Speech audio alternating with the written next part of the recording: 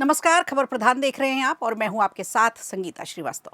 देखिए, बंगाल की सियासत में भवानीपुर अब हाई वोल्टेज बैटल ग्राउंड बन चुका है। 24 अप्रैल को ममता बनर्जी हर वार्ड में उतरने वाली हैं और सामने खड़े होंगे शुभेंदु अधिकारी, बीजेपी के प्रत्याशी। एक तरफ भरोसे का किला और दूसरी तरफ सीधी चुनौती। ये मुकाबला अब सिर्फ चुनाव नहीं बल्कि बंगाल की सत्ता का सबसे बड़ा टेस्ट बन चुका है। कोलकाता का भवानीपुर हमेशा से सिर्फ एक विधानसभा सीट नहीं रही, बल्कि इसे ममता बनर्जी का राजनीतिक दिल कहा जाता है। लेकिन 2026 का चुनाव इस पहचान को पूरी तरह से बदलता हुआ दिख रहा है।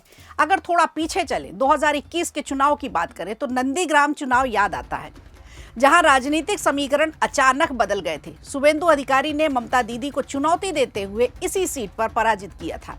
ये वही शुभेंदु अधिकारी हैं जो कभी ममता बनर्जी के सबसे भरोसेमंद यानी दाहिना हाथ माने जाते थे। उनके उस चुनाव ने बंगाल की राजनीति में नई दरार पैदा कर दी थी। उस हार के बाद ममता बनर्जी बुरी तरह से बौखला गई थी और भवानीपुर से उपचुनाव में जीतकर फिर वापसी की थी और फिर दोबारा मुख्यमंत्री की कुर्सी संभाली थी। तभी से भवानीपुर सीट एक सीट नहीं बल्कि उनके लिए एक प्रतिष्ठा का सवाल बन गई है। अब 2026 में कहानी फिर उसी मोड़ पर आ चुकी है, लेकिन इस बार दांव और भी ज्यादा बड़ा है।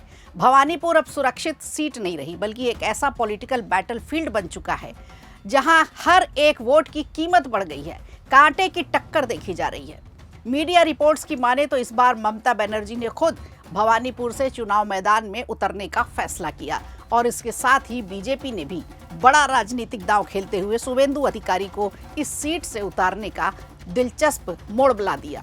और यही वजह है कि अब ये चुनाव सिर्फ एक विधानसभा सीट नहीं रहा बल्कि ये एक पर्सनल पॉलिटिकल वार बन चुका है। दोनों ओर से समर्थकों में भारी उत्साह है। सबसे बड़ा मोड़ तब आया जब ममता बनर्जी ने 24 अप्रैल से पूरे भवानीपुर में वार्ड वार्ड जाकर रोड शो करने का ऐलान किया। इसका मतलब साफ है कि अब उनकी रणनीति सिर्फ रैलियों तक सीमित नहीं है बल्कि हर गली, हर मोहल्ले, हर वोटर तक पहुंचने की एक कोशिश है। 24 अप्रैल को होने वाला रोड शो तय करेगा कि सीट किसके खाते में जा रही है। क्या इस बार ममता बनर्जी को चुनेगी भवानीपुर की जनता? तो दूसरी तरफ अगर बीजेपी की बात करें, शुभेंदु अधिकारी की बात करें तो पूरी तैयारी के साथ ये भी चुनाव मैदान में है।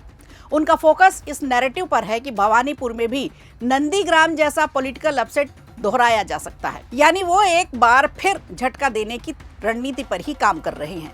ग्राउंड पर देखा जाए तो तस्वीर काफी दिलचस्प नजर आ रही है। एक तरफ तृणमूल कांग्रेस की मजबूत ऑर्गेनाइज्ड स्ट्रक्चर है, साथ में स्थानीय पकड़ है और ममता बनर्जी की व्यक्तिगत लोकप्रियता भी है। तो दूसरी तरफ अगर बीजेपी की बात करें तो एग्रेसिवनेस है, कैंपेनिंग अच्छी चल रही है और एंटी इनकम्बेंसी का एक बड़ा मुद्दा है और शुभेंदु अधिकारी की स्ट्रांग ओपोजिशन इमेज भी है। यही कारण है कि भवानीपुर अब सिर्फ एक कॉन्स्टिट्यूएंसी नहीं रहा बल्कि ये बंगाल की सत्ता की दशा और दिशा तय करने वाला एक केंद्र बन चुका है। ये लड़ाई अब आइडियोलॉजी की लड़ाई नहीं है, यहाँ ईगो की भी टकराहट है। एक तरफ ममता बनर्जी जो बंगाल की राजनीति में इस समय सबसे बड़ा नाम, सबसे बड़ा चेहरा है, और दूसरी तरफ शुभेंदु अधिकारी जो सबसे बड़ी पार्टी के प्रत्याशी हैं, जो अब उनके सबसे बड़े राजनीतिक विरोधी बन चुके हैं। जैसे जैसे 24 अप्रैल आती जा रही है, अब कुछ ही घंटे बचे हैं इसके लिए, भवानीपुर की गलियों में पॉलिटिकल हीट भी बढ़ने लगी है।